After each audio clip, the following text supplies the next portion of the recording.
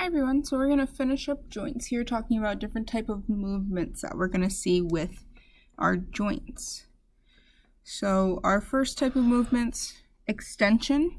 So extension is increasing the angle between two bones. So if we had two bones like this, we have a short angle here, but if we move one further away and decrease that angle, or increase the angle, we can see that this would be extending a limb.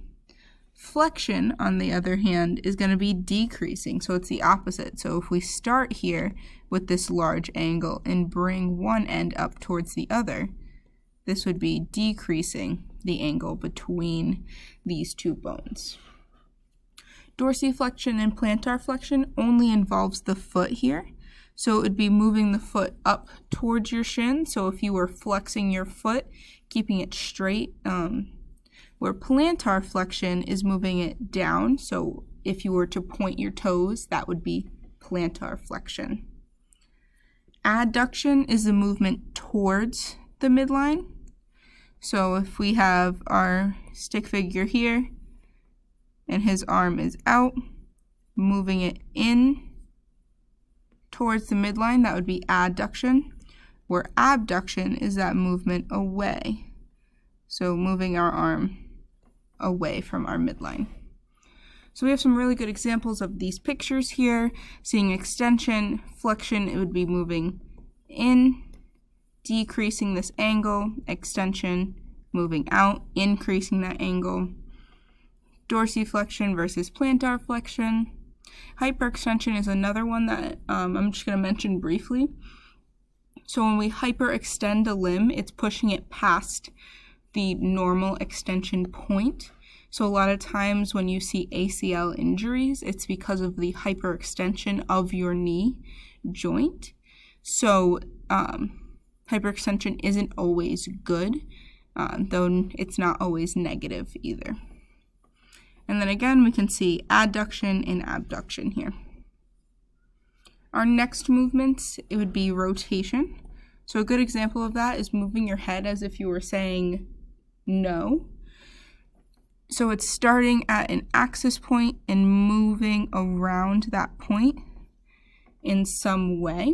So even your trunk, if you were to move your entire body but keep your hips straight, that would be another example of rotation. Circumduction is kind of an easy one. Circumduction kind of sounds like circle. It's a circular movement. You're going to see this circular movement mostly with your ball and socket joints. So your shoulders and your legs are going to be able to do circumduction. Supination is our arm movement that exposes our palm. So when our radius rotates around our ulna to expose our palm, that's going to be supination. And when our radius rotates around our ulna to hide our palm, that's what we're going to call pronation. So again, rotation along this axis point here. Same thing if we moved our head back and forth or our entire body. Circumduction is that circular motion that you can make with your arms. Supination is exposing your palm. Pronation is hiding it. Last couple terms here. Eversion is moving your foot away from the medial plane. So if you've ever seen people who kind of walk with their feet outwards, we call it kind of duck-looking walking. That would be eversion of their feet. Inversion would be when their toes are pointing towards each other. Elevation is movement in the superior direction. Remember that superior means up. So elevation, so if you brought your shoulders up to your ears, that would be elevation. Depression is movement in the inferior direction. Inferior means down. So bringing your shoulders back down to normal, that would be called depression. Protraction is movement in the anterior direction. So this is the front. So if we move our head forward, that would be protraction. And retraction is the opposite, movement in the posterior, which means back. Okay? So some visuals for all of that. Eversion, moving our foot outwards.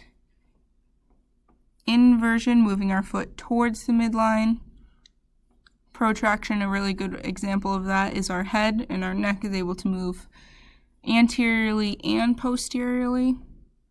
And same here with elevation and depression. We're able to move superiorly with our shoulders and inferiorly. So if you have any questions on these movements, let me know. Make sure we do that practice worksheet because that's really going to help with those. Okay.